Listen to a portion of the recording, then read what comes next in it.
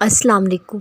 اپنے ٹوٹے ہوئے دل کو جائے نماز پر لے جائیں اور سجدے کے سکون کو اپنے اندر کے درد کو کم کرنے دیں، اور جب آپ دعا کر لیں تو یقین جانیے اللہ نے آپ کی دعائیں سن لی ہیں اور اس کی مدد آپ کو صحیح وقت پر کامل طریقے سے پہنچے گی۔ اللہ کی محبت پہ شک مت کرو، اگر وہ تمہیں آزما رہا ہے۔ اللہ تو دراصل جو تم مانگتے ہو اس کے لیے تمہیں تیار کر رہا ہوتا ہے۔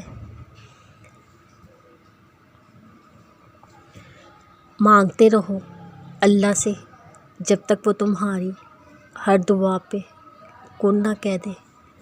دعا تو دل سے نکلتی ہے، وہ چیز جس کی تڑپ بڑھ جاتی ہے، تبھی تو زبان پر وہ التجا دعا بن کر آتی ہے۔ جس کی چاہ ہی نہ ہو وہ چیز دل کب تسلیم کرتا ہے، اور وہ دل سے عزیز ہو یہ دل بھی تو بس اسی کی دعا کرتا ہے، اور تم چاہ بھی نہیں سکتے اگر اللہ نہ چاہے، اور اللہ تو چاہتا ہے تم مانگو اس سے۔ جب دینے والا راضی رہے تو پھر مانگنے میں دیری کس چیز کی۔ مشکل بہت چھوٹی ہے، اللہ بہت بڑا ہے۔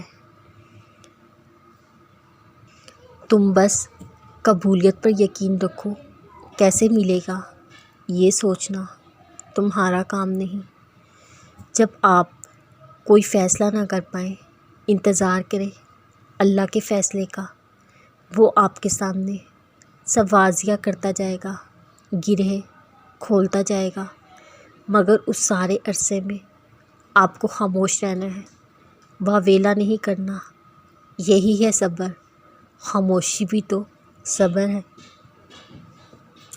خوش نصیب ہے وہ انسان جس کو دن میں 5 بار اپنے رب سے ملاقات کا موقع ملتا ہے۔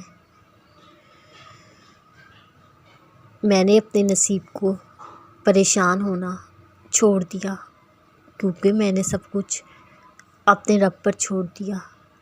اپنے رب سے اچھا گمان رکھتی ہوں۔ جب بھی کوئی برا خیال مجھے آتا ہے، میں رب پہ بھروسہ کر کے اپنے خیال کو بدل دیتی ہوں۔ یہی سوچ کر میری قسمت میرے رب نے لکھی ہے، پھر جیسی ہوگی بہت اچھی ہوگی۔ رب بھی تو وہی کرتا ہے۔ جیسا انسان اپنے رب سے گمان رکھتا ہے، جو انسان کے لیے بہتر نہیں بہترین ہوتا ہے۔